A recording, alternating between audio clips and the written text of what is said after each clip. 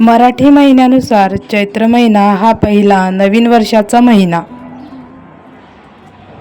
बांबू, झेंडूच्या फुलांचा हार, साखरेच्या गाठी, आंब्याची व कडुनिंबाची टहाळी, साडी व तांब्या अशी सर्व गोष्टींपासून गुढी तयार केली.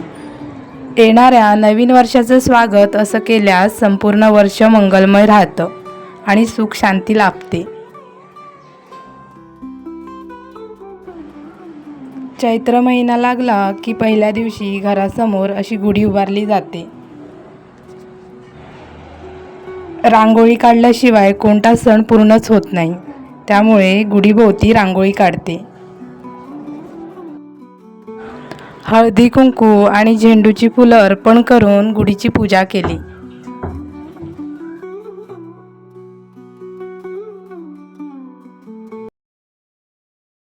सर्वांना मराठी नववर्षाच्या हार्दिक शुभेच्छा आणि हे नववर्ष सगळ्यांना सुखाचं आणि समाधानाचं जावो.